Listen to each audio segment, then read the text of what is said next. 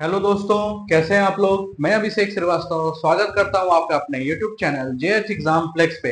जैसा कि आपको पता है, जेएच एग्जाम प्लेक्स आपके लिए वीव्यू के जितने भी कोर्सेस है, सब्जेक्ट्स है, जैसे एमडीसी हो, मेजर हो, माइनर हो, उसके लिए आपको फ्री ऑफ कॉस्ट तैयारी करवा रहा है। आप सबसे पहले क्या करेंगे, आप हमारे इस चैनल का जेएच एग्जाम प्लेक्स के जो हमारे प्लेलिस्ट है उसमें जाके देखेंगे कि आपके जितने भी सब्जेक्ट है, चाहे वो आर्ट्स के हो या साइंस के हो, वो सारे सब्जेक्ट्स वहां पर आपको मिल जाएंगे विद फ्री ऑफ कॉस्ट। आप वहां से लाभ उठा सकते हैं। साथ ही साथ सिर्फ वीडियो ही नहीं, साथ ही साथ हमारे चैनल पर आपको क्या मिल रहा है, तो नोट्स, वो प्रिंटेड या हैंड रिटन जो भी हम लोग क्लास में पढ़ाते हैं वो नोट्स आपको मिलता है। तो उस नोट्स को पाने के लिए या उसको डाउनलोड करने के लिए आप क्या कर सकते हैं, हमारे व्हाट्सएप चैनल या टेलीग्राम चैनल से जुड़ सकते हैं। तो हमारे व्हाट्सएप चैनल और टेलीग्राम चैनल से जुड़ने के लिए आप क्या करेंगे, जो हमारा इसी वीडियो के नीचे डिस्क्रिप्शन होगा, डिस्क्रिप्शन बॉक्स में आप जाएंगे, वहां पर हमारे टेलीग्राम और व्हाट्सएप चैनल का लिंक होगा। वो लिंक से ज्वाइन करके आप वो नोट्स पा सकते हैं जो हम लोग यहाँ पीपीटी पे पढ़ाते हैं, या प्रिंटेड जो भी नोट्स आपको मिलता है। ठीक है, तो अगर आप चैनल पे नए हैं तो आप चैनल को सब्सक्राइब जरूर करें और अपने दोस्तों तक शेयर जरूर करें। एक शिकायत है हमारी टीम का भी और मेरा भी शिकायत है कि आप लोग शेयर नहीं कर रहे हैं। तो अगर ऐसा रहेगा तो हम लोग वीडियो लेके नहीं आ पाएंगे ना। तो आप लोग थोड़ा इसको शेयर करें, लाइक करें और सब्सक्राइब जरूर करके रखें कि आपको जो फर्दर नोटिफिकेशन है इस चैनल में वो मिलते रहे। ठीक है, तो हम लोग क्या कर रहे हैं, तो हम लोग पढ़ रहे हैं सेमेस्टर 3 के लिए माइनर मैथमेटिक्स में। आप देख रहे हैं लेक्चर 18 है ये, और मुझे नहीं लगता है कि माइनर के लिए पूरे यूट्यूब चैनल पे रिव्यू के लिए इतना लेक्चर माइनर मैथ्स का हुआ नहीं होगा, ये मुझे लगता है। बाकी आपको लगता है तो आप कमेंट करके जरूर बताइएगा कि इतना लेक्चर कोई माइनर मैथ्स का दिया होगा पूरे यूट्यूब पे। ठीक है, अभी और भी लेक्चर्स हम लोग इसमें लेके आएंगे माइनर मैथ्स में। हमारी टीम ने बोला कि एग्जाम नजदीक है, वन शॉट में माइनर मैथ्स को खत्म कर देने, लेकिन मैंने बोला नहीं, जो बच्चे हैं वो धीरे धीरे सीखते हैं, तो उनको टाइम चाहिए सीखने के लिए। तो आप लोग सीख रहे हैं तो मैं उस पर पूरा जोर लगाया हूं आपको सिखाने पर। बस आपसे एक ही रिक्वेस्ट है कि आप चैनल को सब्सक्राइब करें और शेयर करें, और आप करते भी हैं, उसके लिए बहुत बहुत थैंक्स। ठीक है, तो चलिए हम लोग स्टार्ट करते हैं। तो हम लोग पढ़ रहे हैं क्या है, हम लोग नंबर थ्योरी पढ़ रहे हैं, थ्योरी ऑफ नंबर्स। इसमें जो पहला वीडियो थ्योरी ऑफ नंबर्स में आया था उसमें हम लोग क्या सीखे थे, वेल ऑर्डरिंग प्रॉपर्टी देखे थे, और डिवीजन एल्गोरिदम का फॉर्मेट क्या होता है वो देखे थे। और उसके साथ साथ हम लोग इसके पहले वाले वीडियो में आर्किमिडियन प्रॉपर्टी के बारे में सीखे थे। आज के वीडियो में हम लोग को क्या करना है, आज के वीडियो में खास करके हम लोग को देखना है डिवीजन एल्गोरिदम का प्रूफ, और डिविजिबिलिटी के जो थ्योरम्स है उसको हम लोग कैसे प्रूफ करेंगे एक एक करके, उस चीज पर हम लोग को डिस्कशन करना है। तो आइए हम लोग आज का क्लास स्टार्ट करते हैं हमारे डिवीजन एल्गोरिदम से। ठीक है, चलिए।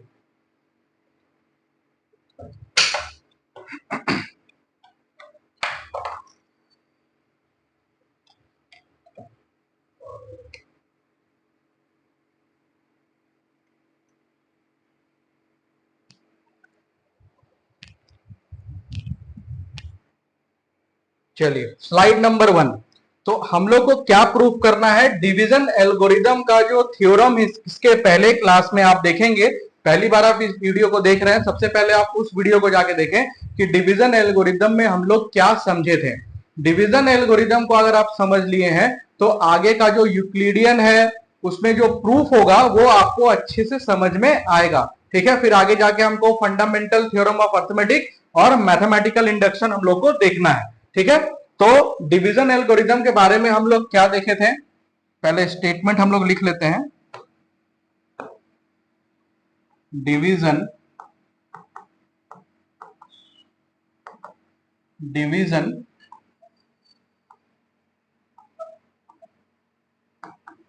एल्गोरिदम। ठीक है, तो डिवीजन एल्गोरिदम में हम लोग इसके पहले क्लास में क्या सीखे थे कि मेरा जो ए होता है वो किसके बराबर होता है, बी क्यू प्लस आर के बराबर होता है। और हम लोग क्या सीखे थे, मेरा जो रिमाइंडर है वो 0 से ग्रेटर देन इक्वल टू होता है, और बी से लेस मतलब डिवाइजर से लेस होता है। तो इसी चीज को स्टेटमेंट में हम लोग लिखेंगे। तो given natural number A and B there exist unique non integer non negative integer. तो डेफिनेशन क्या हो जाएगा इसका, गिवन natural numbers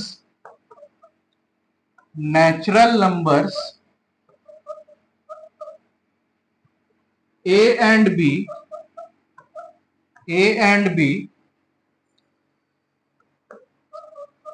there exist unique non-negative integer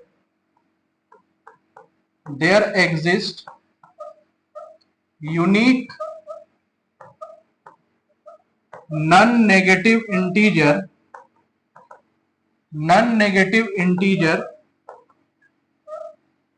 q and b या q and r आप ले लीजिए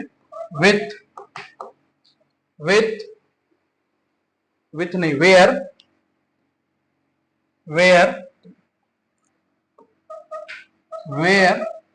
0 is less than equal to r is less than b।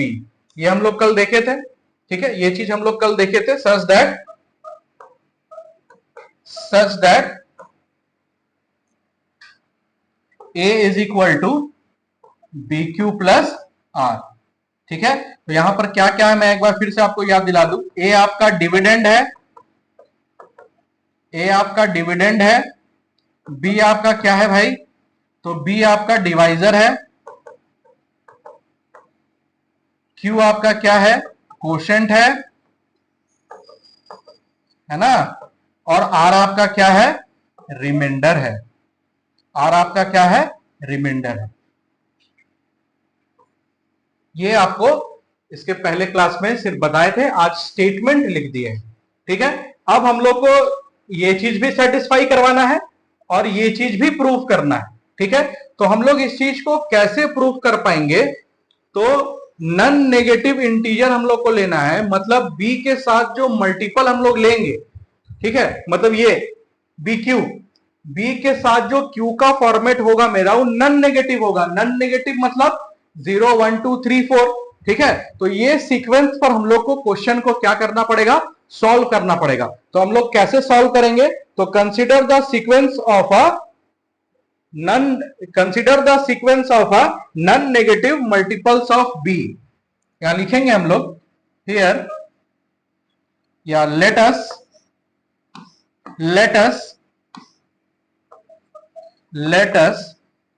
consider a sequence of non-negative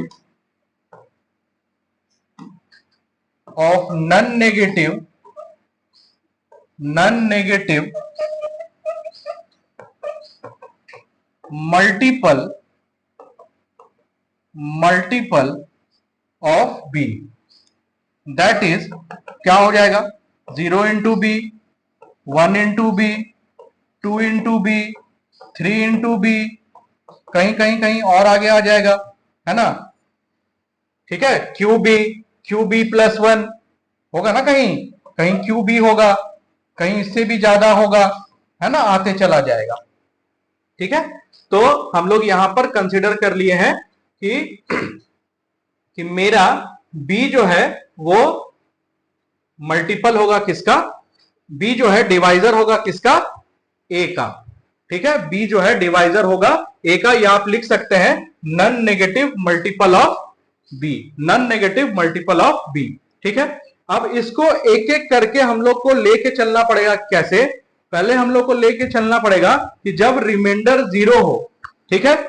दो केस हम लोग देखे थे ना, एक जब पूरा कट जाता था, तो पूरा वैल्यू जब कट जाए तो रिमाइंडर क्या आ जाएगा, 0। और एक केस क्या देखे थे, जब कोई रिमाइंडर बच जाता था तो हम लोग इस क्वेश्चन को कैसे बनाते थे। तो केस 1 क्या होगा, when a is a multiple of b, ठीक है। जब a मल्टीपल बन जाएगा b का, जब a मल्टीपल होगा b का, रिमाइंडर क्या हो जाएगा, 0। देखिए मैं क्या समझाना चाह रहा हूं, जैसे 10 जो है वो 5 से डिवाइड हो जा रहा है ना, 5 2 जा 10, रिमाइंडर क्या बचा, 0। तो हम क्या बोल सकते हैं, 10 इज द मल्टीपल ऑफ 5, बोल सकते हैं ना कि 10 क्या है, मेरा मल्टीपल है 5 का, ठीक है।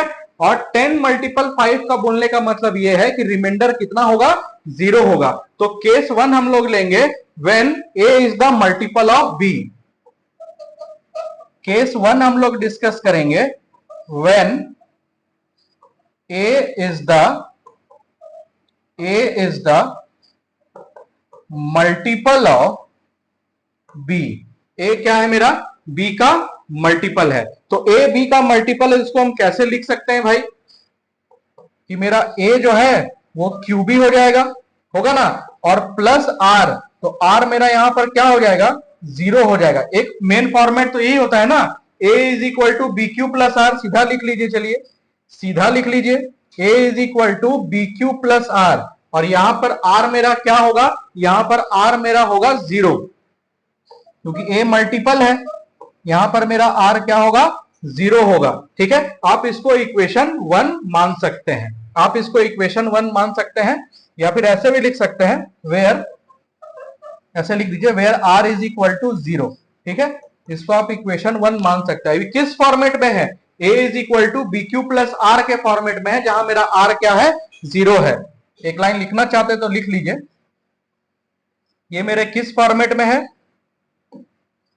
therefore this implies a is equal to bq plus r, where r is equal to what, where r is equal to 0, ठीक है। जहां पर a is equal to bq plus r का फॉर्मेट हो गया, जहां पर r मेरा क्या हो गया, 0 हो गया, देख पा रहे हैं आप, ठीक है। तो ये पहला केस था जिसमें a मल्टीपल था किसका, b का। अब हम लोग इसके सेकंड केस की तरफ बढ़ेंगे, तो सेकंड केस इसका क्या होगा, आइए हम लोग देखते हैं। When a is not a multiple of b, यहां लिख लीजिएगा, we know that a is not the multiple of b। Case 2, when a is not the multiple of b, जब कोई किसी का मल्टीपल नहीं होगा तो क्या निकाल के दे देगा, रिमाइंडर। जैसे मैं आपको एग्जांपल दूं, 13 को डिवाइड करेंगे 5 से, तो क्या 13 5 का मल्टीपल है, आप बोलेंगे नहीं है, तो नहीं है तो क्या दे देगा, रिमाइंडर दे देगा, ठीक है।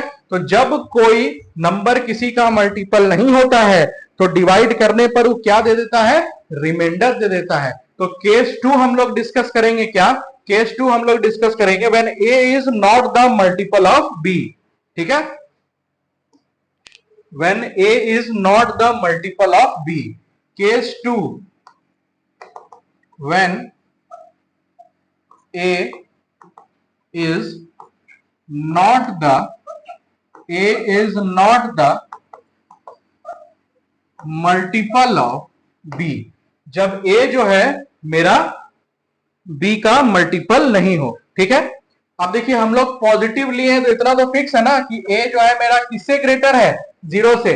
हम लोग शुरू में स्टेटमेंट लिखे ना पॉजिटिव इंटीजर, तो a मेरा किससे ग्रेटर है, 0 से ग्रेटर है। या हम ऐसे ही बोल सकते हैं, here a is a natural number, here a is a natural number,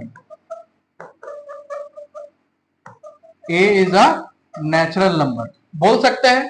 तो this implies what, we know that, हम लोग और यहां पर क्या बोल सकते हैं, या हम लोग और क्या जानते हैं, we know that, अब देखिए, अब तो ये आपका था 0 इंटू बी, हम लोग डिवाइजर का बात कर रहे हैं, 0 इंटू बी तो 0 हो जाएगा, 1 इंटू बी छोड़ दीजिए, मान लीजिए बी भी 1 हो गया तो 1 के बराबर हो जाएगा, लेकिन 2 इंटू बी, ये दिख रहा है आपको, 2 इंटू बी ये हमेशा 1 से बड़ा होगा कि नहीं होगा, क्योंकि 2 से मल्टीप्लाई कर रहे हैं आप कोई भी डिवाइजर को, मान लीजिए 1 ही हो तो 1 से बड़ा आएगा ना, 2 इंटू समथिंग 1 से बड़ा आएगा। तो हम लोग यहां पर क्या लिख सकते हैं, वी नो दैट कि 2b इज ग्रेटर देन 1, ये हम लोग लिख सकते हैं, लिख सकते हैं कि नहीं लिख सकते हैं, कि मेरा जो 2b है वो किससे बड़ा है, 1 से बड़ा है, ठीक है। यहां ब्रैकेट में लिख लीजिए, since a is greater than 0, since a is greater than 0, तो आप क्या लिख सकते हैं कि 2ab is greater than a, है ना, 2ab is greater than a।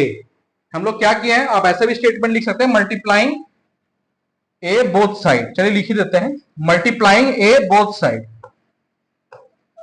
Multiplying A both side, ए को हम लोग मल्टीप्लाई कर दिए दोनों तरफ, तो दोनों तरफ मल्टीप्लाई कर दिए, क्या हो गया ये 2ab इज ग्रेटर देन ए। अब यहां हम लोग क्या लिख सकते हैं, 2a into B is greater than A. ये लिखने का कारण क्या था मेरा कि b का मल्टीपल जो है, b के साथ आपका q का काम कौन कर रहा है, 2a कर रहा है, जो कि a से बड़ा है ना।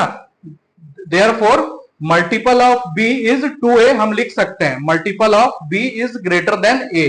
तो ये इसको आप क्या बोलिएगा, 2a को आप क्या बोलिएगा, 2a is the multiple of b, 2a is the multiple of b, ये हम लोग बोल सकते हैं ना।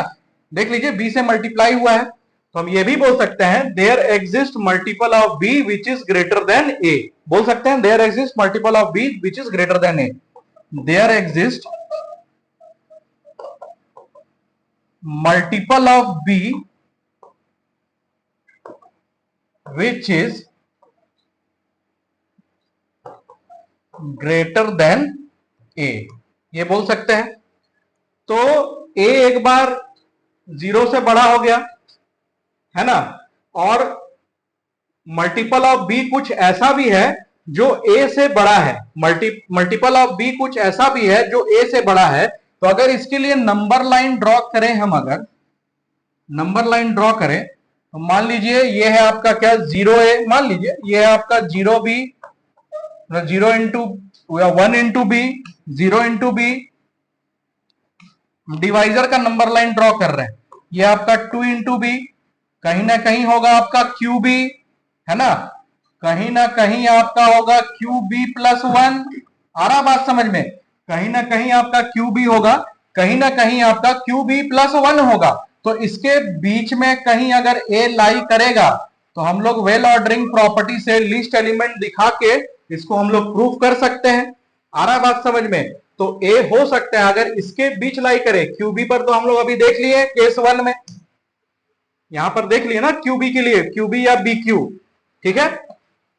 अब यहां पर आप देखेंगे कि ए से अगर आगे का, मतलब इससे आगे का स्टेटमेंट ले ले, तो क्यू बी प्लस 1 पे हम लोग को सेटिस्फाई इसको कराना पड़ेगा, ठीक है। तो इसको हम लोग अब क्या करेंगे, क्यू बी प्लस 1 पे सेटिस्फाई कराएंगे। क्यू बी पर तो अभी हम लोग देख लिए कि क्यू बी प्लस 1 पे कराएंगे, तो इस पर कराने के बाद अगर हम लोग वेल ऑर्डरिंग प्रॉपर्टी लगाने के बाद अगर सेटिस्फाई हो जाता है, तो उसके बाद हम लोग लिख लेंगे जो मेरा स्टेटमेंट था जो है वो ट्रू हो जाएगा। और फिर उसके यूनिकनेस पे भी काम करना है, क्यों, क्योंकि यहां पर क्या लिखा हुआ है स्टेटमेंट पढ़िए, exist unique non negative integer, इसके यूनिकनेस पर भी काम करना है, ठीक है। तो चलिए हम लोग इसके क्यू बी प्लस 1 पे काम करते हैं।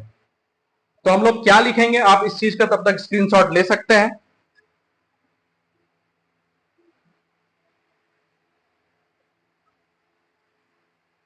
तो हम लोग क्या लिखेंगे, so by well ordering property, so by using well ordering property, well ordering property, so by using well ordering property there exists, so by using well ordering property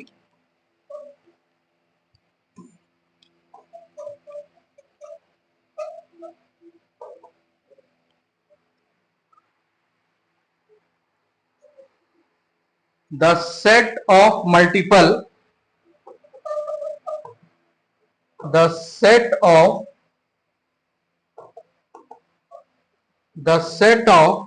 multiple of b, multiple of b which exceed,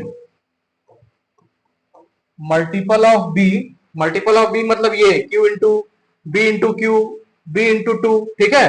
तो multiple of b which exceed a, which exceed a has a smallest या least member, है ना, smallest element, smallest या least element, has a least element, least element let's say Q plus 1 into B, Q plus 1 into B, यहां मैंने क्या लिख दिया, B plus 1 नहीं, Q प्लस 1 इंटू बी होगा, Q प्लस 1 इंटू बी। ठीक है, तो अभी हम लोग क्या देखें इतने देर में, केस 2 में हम लोग क्या देखें कि B के साथ एक ऐसा मल्टीपल है जो A से बड़ा है। ठीक है, तो यहां पर A क्या हो गया, आपका लिस्ट हो गया, लेकिन B के साथ जो मल्टीपल है वो बड़ा हो गया। तो हम लोग यहां पर वेल ऑर्डरिंग प्रॉपर्टी अगर लगाएं, वेल ऑर्डरिंग प्रॉपर्टी लगाएं, तो हम लोग कहीं पर इस नंबर लाइन के थ्रू अगर जाएं, तो A अगर यहां पर लाई करवा दे, हम लोग A अगर यहां लाई कर रहा होगा कहां, QB और Q प्लस 1 B के पास, तो जस्ट A के बाद एक लिस्ट एलिमेंट हम लोग को मिलेगा कि नहीं मिलेगा। ठीक है, तो उसी चीज को यहां पर हम लोग लिखे हैं कि so by using well ordering property the set of multiple of B which exceed A से एक्सीड कर गया है, has a list element Q plus 1 B, ऐसा हम लोग खुद से माने हैं। ठीक है, अब हम लोग क्या करेंगे कि मेरा जो ये स्टेटमेंट है QB, मेरा जो QB है वो किससे छोटा है, A से छोटा है, और मेरा Q प्लस 1 भी जो है वो A से क्या हो गया, बड़ा हो गया। ठीक है, चलिए तो इसको हम लोग नेक्स्ट स्लाइड पे लिखते हैं।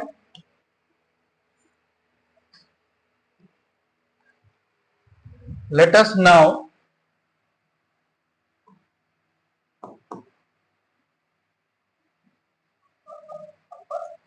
लेट अस कंसीडर कि मेरा जो QB है वो लेस देन है A से, और Q प्लस 1 जो है वो ग्रेटर देन है A से, है ना।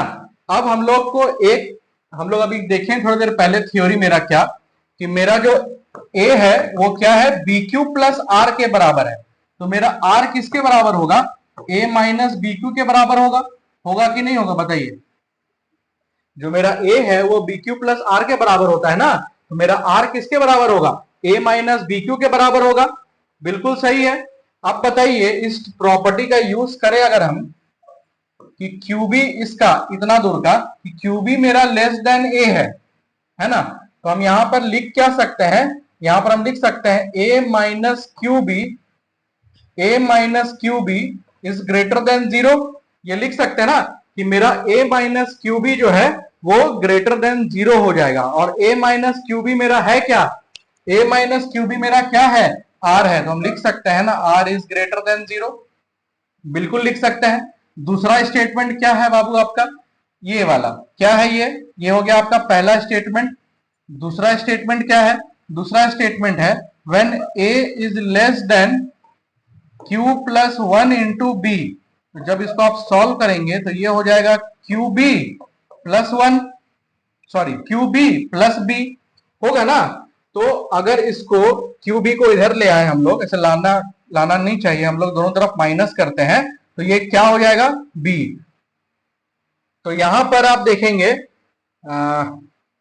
A का जो वैल्यू है, अगर उसको हम लोग एक तरफ कर लें Q1 प्लस बी, तो R जो है मेरा लेस देन B हो गया है। यहां पर R जो है ग्रेटर देन 0 हो रहा है, और यहां पर R जो है लेस देन B हो रहा है। और B कब हो पाएगा, जब हम लोग B 0 को यूज करेंगे, या फिर 0 टाइम्स। ठीक है, यहां हम लोग क्या लिखे हैं, 0 भी लिखे हैं ना पहला एलिमेंट, यहां पर 0 भी लिखे हैं, तो यहां पर हम लोग क्या लिख सकते हैं, ठीक है, जो R है मेरा वो लेस देन B है। ठीक, तो फ्रॉम 1 एंड 2 क्या लिख सकते हैं, फ्रॉम 1 एंड 2 क्या लिख सकते हैं, तो हम ये लिख सकते हैं कि मेरा जो R है वो 0 से क्या है, सॉरी, मेरा जो R है वो 0 से क्या हो जाएगा, बड़ा हो जाएगा, और मेरा जो R है वो B से क्या हो जाएगा, छोटा हो जाएगा। इसको आप मान लीजिए, इसको आप मान लीजिए 3। ठीक है, और सबसे शुरू में चलिए पहले पेज पे, पहले पेज पे हम लोग क्या माने हैं, पहले पेज पे आप देखेंगे, सॉरी पहले पेज पे नहीं, यहां पर होगा, कहां पर, R इज इक्वल टू 0 कहीं पर था ना, हाँ, where R is equal to 0, तो इसको मान लीजिए आप इक्वेशन 1, है ना। तो पहला इक्वेशन और दूसरा केस का यूज करके, पहला केस फ्रॉम केस 1 एंड 2 लिखते हैं सीधे, from case 1 and case 2 it is clear that कि मेरा जो जीरो है वो आर से छोटा तो होगा लेकिन बराबर भी होगा और लेस देन बी भी होगा, such that A is equal to B Q plus R. ये हो गया आपका प्रूफ। ठीक है, आपको मेन है ये समझना। ठीक है, ये आप समझ जाएंगे तो फिर तकलीफ नहीं आएगा। अब देखिए b जो है 2a जो है b का मल्टीपल है, तो b का मल्टीपल हो सकता है ना आगे भी मिले, q भी मिले, q b के आगे मिल जाए, है ना। जो a का मल्टीपल होगा वो आगे भी मिल सकता है। ठीक है, तो हम लोग ऐसा मान लिए कि मेरा एक q b पे लाई करता होगा और q प्लस 1 b के बीच लाई करता होगा। ठीक है, तो ये हो गया आपका इसका प्रूफ। अब हम लोग को इस पे किस पे बात करना है, इसके यूनिकनेस पे बात करना है। तो आप पहले तो स्क्रीनशॉट ले लीजिए। ये हो गया आपका पहला स्लाइड, ये हो गया आपका सेकंड, और ये हो गया आपका थर्ड।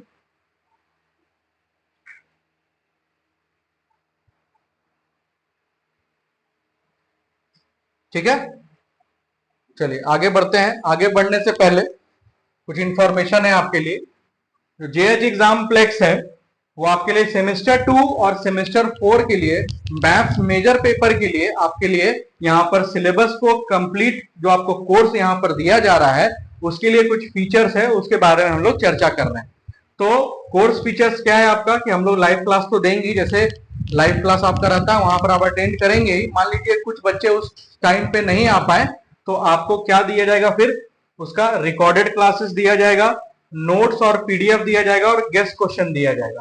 जो सेमेस्टर 2 के लिए फी है आपका वो 699 है और सेमेस्टर 4 के लिए जो फी है वो आपका 799 है। मुझे नहीं लगता इससे कम में आपका पूरे झारखंड में कोई पढ़ा रहा होगा सेमेस्टर 2 या सेमेस्टर 4। तो आप इस नंबर पे कॉल कर सकते हैं 9631559973 पे और अपना पढ़ाई को जारी कर सकते हैं। ठीक है, जो बैचेस है वो 5 जून से स्टार्ट हो जाएंगी सेमेस्टर 2 और सेमेस्टर 4 के लिए। ठीक है, चलिए तो आप इस चीज का स्क्रीनशॉट ले सकते हैं। अब हम लोग करेंगे क्या, अब हम लोग यूनिकनेस पे बात करेंगे कि हम लोग यूनिकनेस के थ्रू हम लोग किस तरीके से अपना यूनिक प्रूफ कर पाए। अब यूनिकनेस का मतलब क्या है कि कोई भी डिवीजन एल्गोरिदम ले लें, कोई भी डिवीजन एल्गोरिदम ले लें, उसमें जो ये प्रॉपर्टी था वो प्रॉपर्टी होल्ड कर जाए, A is equal to B Q plus R. और यूनिकनेस का मतलब है कि आपका क्या होना चाहिए, R1 R2 के बराबर होना चाहिए। अभी हम लोग लेंगे ना हम लोग दो रिमाइंडर लेंगे तो आपका जो रिमाइंडर 1 है वो रिमाइंडर 2 के इक्वल आना चाहिए। ठीक है, मतलब एक ही वैल्यू पे सेटिस्फाई करना चाहिए। तो ये हम लोग को यूनिकनेस में क्या करना है, प्रूफ करना है। ठीक है, उम्मीद है आप इसका स्क्रीनशॉट ले लिए हैं। चलिए अब हम लोग करते हैं इस एल्गोरिदम का यूनिकनेस को प्रूव। इस एल्गोरिदम का यूनिकनेस को हम लोग करेंगे प्रूव। नेक्स्ट स्लाइड पे चला जाए।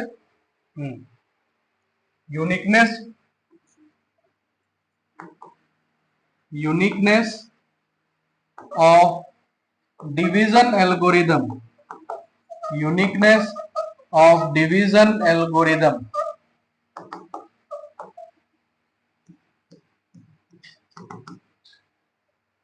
अब यूनिकनेस करने के लिए हमको मानना पड़ेगा अलग अलग टर्म, है ना। तो हम लोग क्या करेंगे, late there exist Q1 R1 and Q2 R2 विदा, आप मान सकते हैं let there exist Q1 R1 and Q2 R2 such that by using division algorithm हम लोग क्या लिखेंगे, A is equal to BQ1 plus R1 और A is equal to BQ2 plus R2।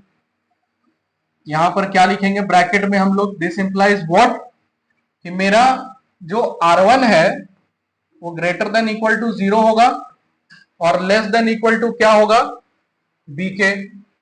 और यहां पर जो मेरा R2 होगा वो लेस देन होगा बी के और ग्रेटर देन इक्वल टू होगा 0 के। ठीक है, ये चीज क्लियर है आपका।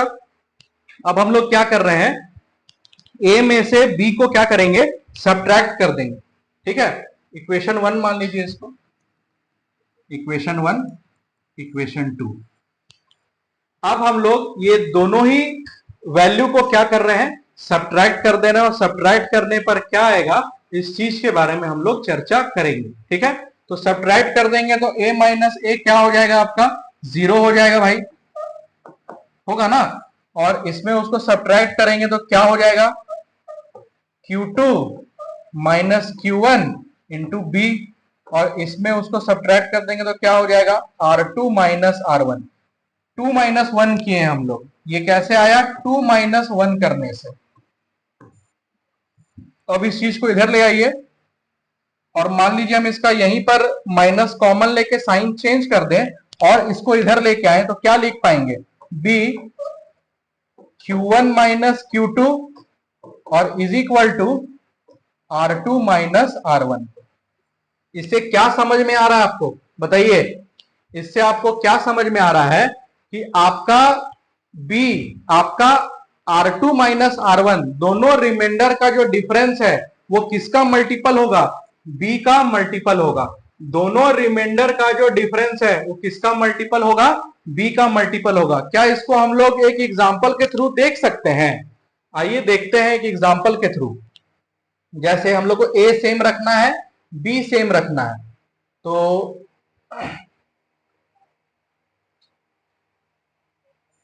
चलिए ठीक है, इसी के थ्रू हम लोग इसको प्रूफ कर लेंगे। एग्जांपल लेने में, नंबर्स लेने में, सोचने में टाइम यहां पर लगेगा। तो आप देख सकते हैं कि R2 माइनस R1 जब भी हम लोग कर रहे हैं, R2 माइनस R1 जब भी हम लोग कर रहे हैं तो मेरा वो किसका किसका मल्टीपल आ रहा है, तो Q1 माइनस Q2 का मल्टीपल आ रहा है ना। Q1 R1, R2 minus R1 is a multiple of B। लिख सकते हैं हम लोग, यहां लिखेंगे हम लोग,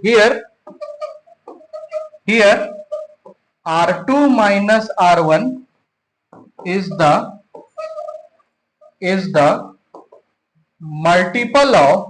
multiple of what, B। अब ये कैसा मल्टीपल है, तो Q1 माइनस Q2 का मल्टीपल है। कैसा मल्टीपल है, Q1 माइनस Q2 का मल्टीपल है। ठीक है, as 0 is less than R1 is less than B, 0 is less than R2 is less than B। अब ये क्या इंप्लाई करता है, ये चीज आपको समझना है।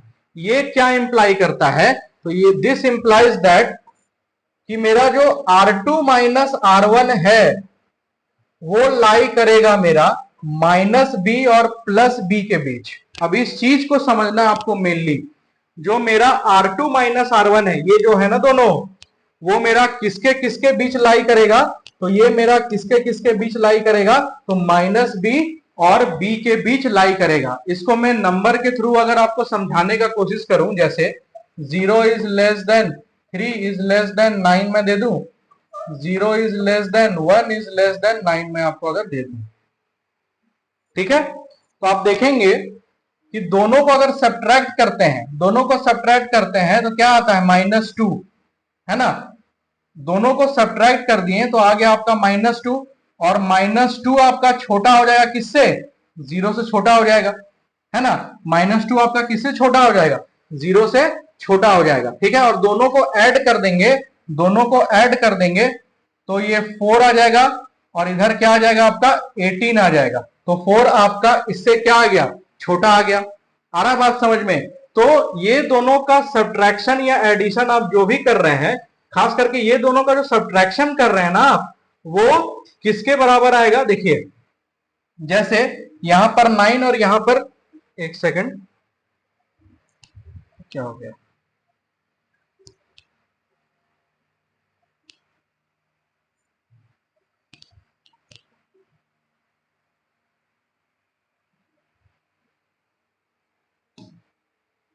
सॉरी,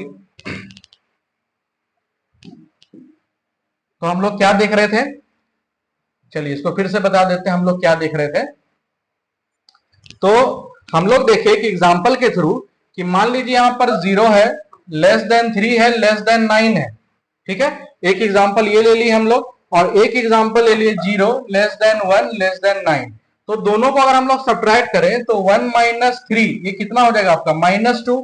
तो -2 आपका क्या हो जाएगा, छोटा हो जाएगा ना। -2 किससे होगा, 9 से छोटा होगा, ठीक है। -2 किससे छोटा होगा, 9 से छोटा होगा। और -2 किससे बड़ा हो जाएगा, तो -9 से बड़ा हो जाएगा। आ रहा है बात समझ में।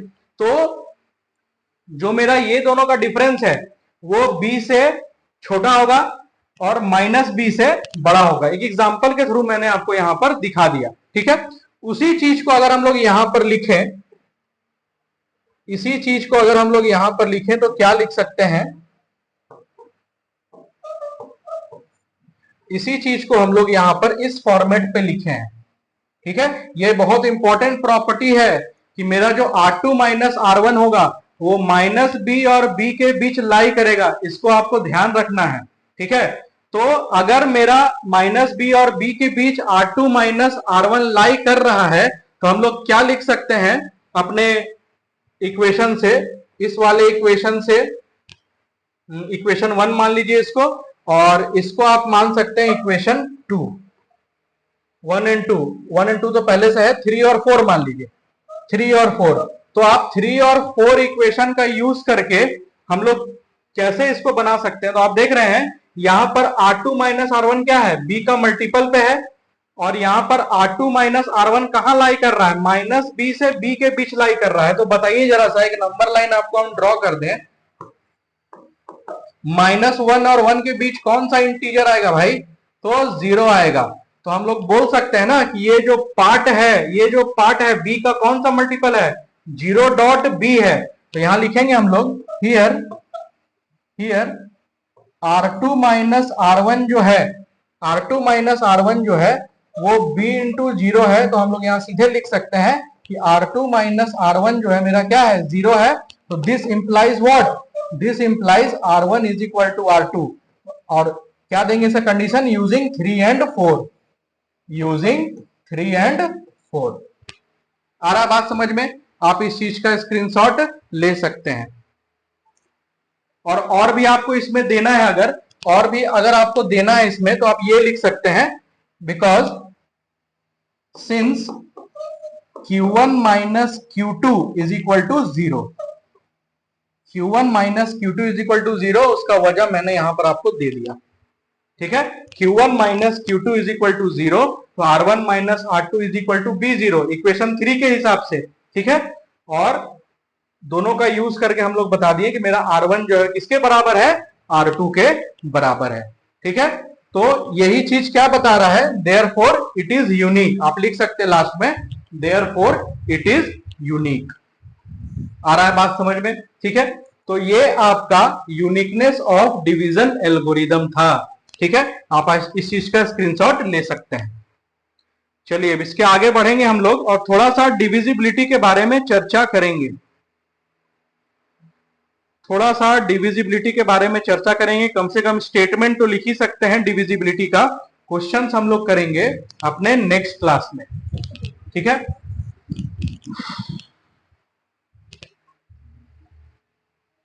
डिवीजन एल्गोरिदम आपको समझ में आ गया, और खास करके यूनिकनेस समझ में आना चाहिए, ठीक है। और ये तो हम लोग देख ही लिए केस 1 और केस 2 करके।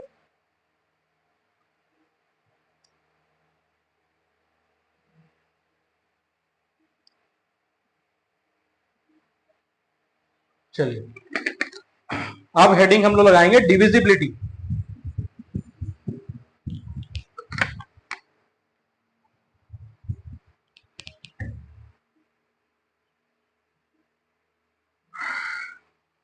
चले आगे देखिए, नेक्स्ट हम लोग का हेडिंग है क्या, डिविजिबिलिटी।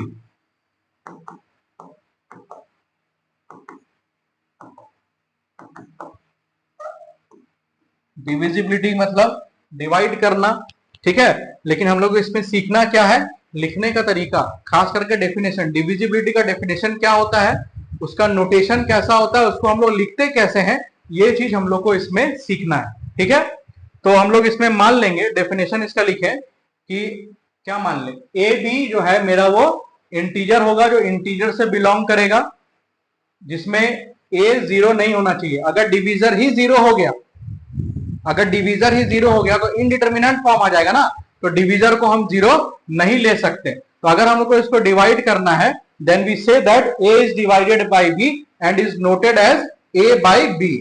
ठीक है, चलिए लिखते हैं हम लोग इसका definition.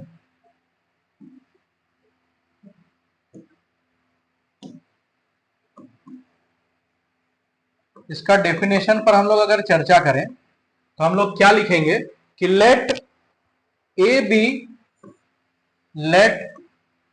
B belongs to Z, Z means integer, where मैं इसको समझा दूंगा लिख के, A is not equal to zero, where A is not equal to zero, then we can say that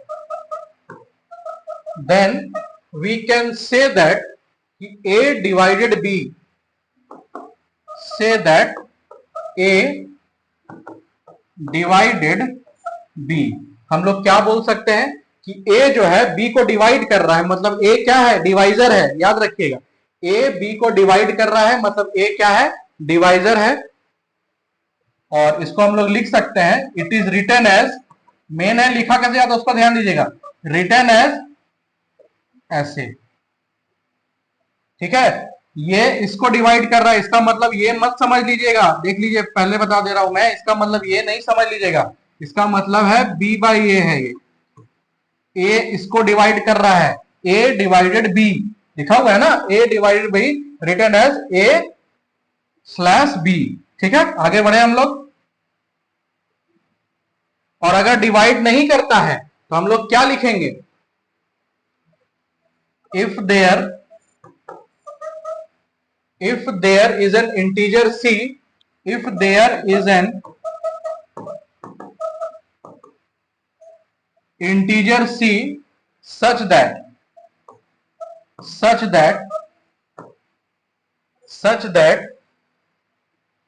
b is equal to ac, ये समझना आपको main, such that b is equal to ac। अब इसका मतलब क्या, मैं पहले समझा देता हूं, फिर स्टेटमेंट भी खत्म नहीं हुआ है और लिखना है, इसका मतलब मैं समझा देता हूं।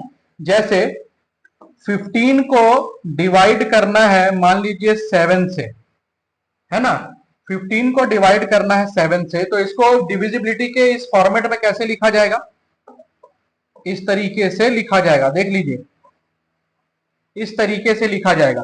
अब इसका मतलब क्या है, 15 को कौन डिवाइड कर रहा है भाई, 7, तो 7 2 जा 14, रिमाइंडर क्या बच गया आपका, 1 बच गया। ठीक है, तो कितना टाइम्स में इसको डिवाइड कर रहा है, अभी रिमाइंडर पर चर्चा हम लोग नहीं कर रहे हैं, सॉरी, एक ऐसा नंबर ले लें इसमें रिमाइंडर नहीं है, अभी हम लोग रिमाइंडर पर चर्चा नहीं कर रहे हैं, 14 ही ले लीजिए, इसको 14 ही ले लीजिए, इसको भी आप 14 ले लीजिए,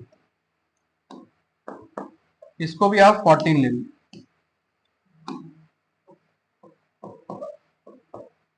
तो 14 2 जा 7 2 जा 14, रिमाइंडर कितना आ गया, 0। तो ये तो आपका क्या हो गया, 7 आपका क्या चीज का काम कर रहा है, ए का, 14 आपका क्या चीज का काम कर रहा है, बी का, तो सी कौन है भाई, तो सी इज द डिवाइजर। तो if there is an integer C such that C is a divisor, तो हम लोग लिख सकते हैं कि a इंटू सी जब हम लोग किए, मतलब 7 इंटू 2 जब किए तब क्या आया मेरा, 14 आया, ये इसका मतलब है।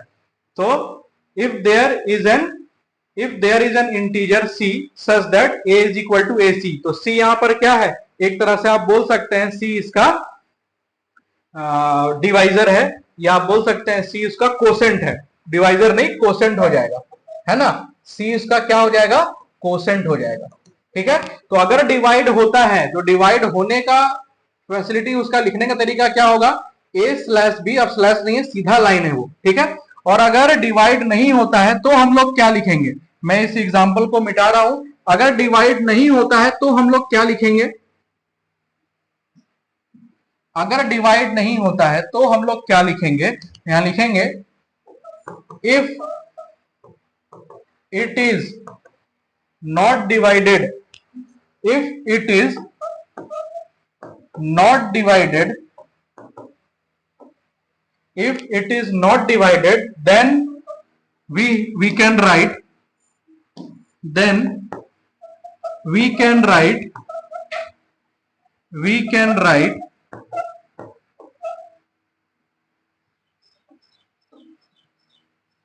A does not divide B, A does not divide B, A does not divide B, ठीक है। और ब्रैकेट में लिख लेंगे it is written as A does not divide B, इस तरीके से आप लिख लीजिए इसको, ठीक है। तो ये डिविजिबिलिटी का आपका क्या हो गया, ये डिविजिबिलिटी का आपका स्टेटमेंट हो गया। आप इस चीज का स्क्रीनशॉट ले सकते हैं, ठीक है। एग्जाम्पल आपको देना तो आप दे दीजिए। 2 डिवाइड करेगा 10 को, 5 डिवाइड करेगा 15 को, है ना। इसी तरीके से 2 डिवाइड करेगा 10 को, 5 डिवाइड करेगा 15 को, तो आप एग्जाम्पल ये दे सकते हैं, ठीक है। अब इसमें कुछ थ्योरम्स हैं, वो थ्योरम हम लोग को प्रूव करना है। अब छोटा छोटा थ्योरम है, वो थ्योरम आपके एग्जाम में डायरेक्टली आ सकता है, और बहुत छोटा सा, एक साथ आप 3-4 प्रूफ कर सकते हैं, बहुत छोटा ही होता है वो, ठीक है।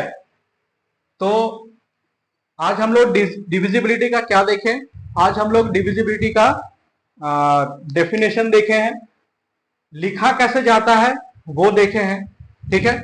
इसके अलावा हम लोग डिवीजन एल्गोरिदम का प्रूफ देखे हैं, ठीक है। इसके नेक्स्ट क्लास में जब भी हम लोग मिलेंगे तो हम लोग उस समय डिस्कस कर रहे होंगे क्या, तो इसके नेक्स्ट क्लास में जब भी हम लोग मिलेंगे तो हम लोग डिस्कस कर रहे होंगे इसके थ्योरम्स, है ना। इसके 7-8 थ्योरम्स, लेकिन सब हम लोग डिस्कस नहीं करेंगे। हम लोग मेनली 5-6 थ्योरम डिस्कस करेंगे